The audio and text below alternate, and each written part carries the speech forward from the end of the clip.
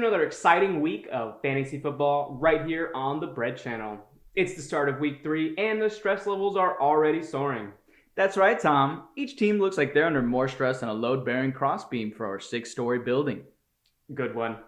Each team is carrying a heavy load going into the new week as we have 3 teams tied for first, 3 tied for last, and 6 teams tied for fourth, with JT surprisingly tied for first.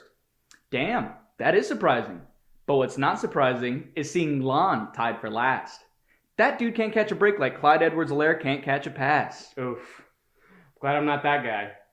Even with Cooper Kupp's spectacular 32.3-point outing, the combined efforts of Aaron fucking Rodgers, the Bucks D, and Travis 2-ton Kelsey helped Tom's team skate by Caleb in disappointing fashion.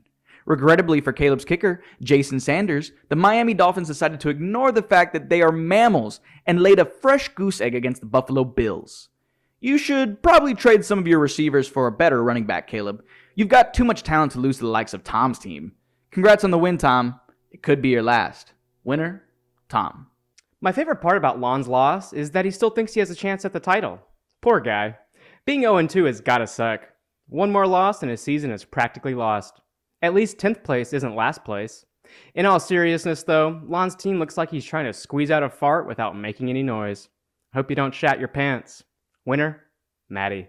Mondo's team beat Santi's by a minuscule margin that surely had both owners on the edge of their seats. 1.54 points. 1.54. Wow. Don't worry, Santi. It happens to the best of us. And by the best of us, I mean me. It happened to me last year, week 3, against Maddie. I lost by 0.02 points after stat corrections. It was a dark time in my life. But I persevered, and I ended up winning it all. Maybe your team will bounce back like mine did. Probably not, but give it your best shot. Winner, Mondo. Bit of good news, bad news situation this week for Raul as he regrouped, trained hard, and came soaring back from a 50-point beatdown in week 1, this time managing to only lose to Miguel by 49.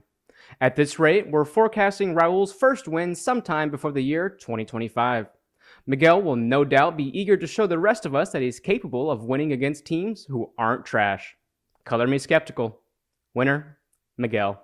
In one of this week's closest matchups, Landon rode Brandon McManus' golden legs to yet another win, keeping the hope of a perfect season alive.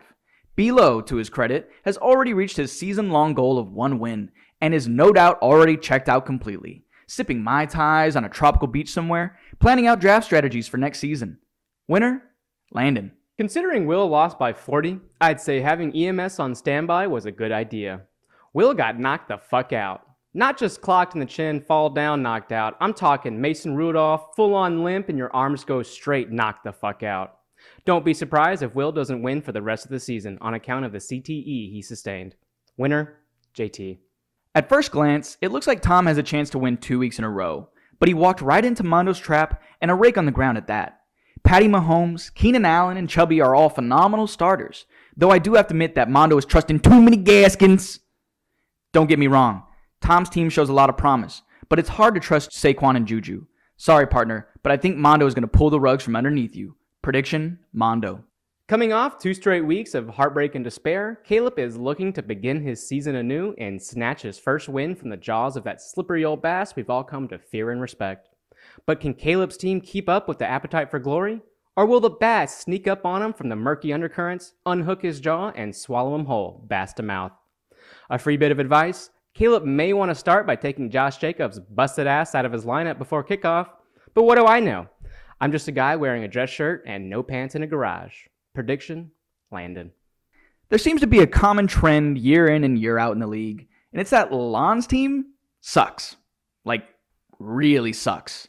The man hasn't won a game yet, and if there's anything I know about Santi, it's that he'll pull off an ugly win.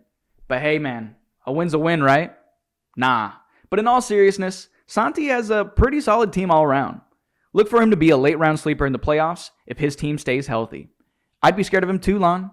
Prediction, Snafu.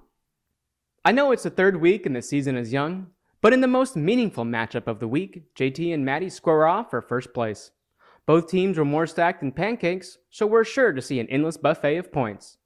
JT's team looks like a breakfast combo with sunny side up eggs and 2 strips of crispy smoked bacon, while Maddie's team looks like a golden whipped cream strawberry waffle with a side of hash browns.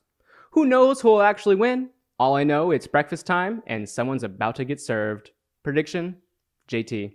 In a toilet bowl matchup for the ages, Brandon looks to defend his title as the losingest team in league history against his toughest challenge yet, Raul.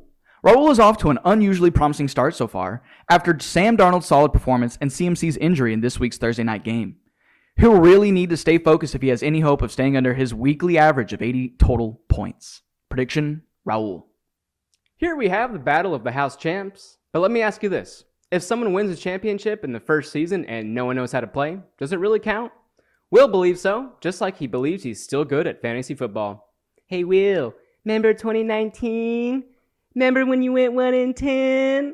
I remember. So this matchup is really the reigning champ versus the guy who won like 7 years ago. Prediction, Miguel. Man, another great broadcast. We could be up for the Fantasy Football Hall of Fame at some point. What do you mean this we business? You still haven't won a championship yet, you non-champ bitch. Boom! Toasted! Catchphrase sign-off.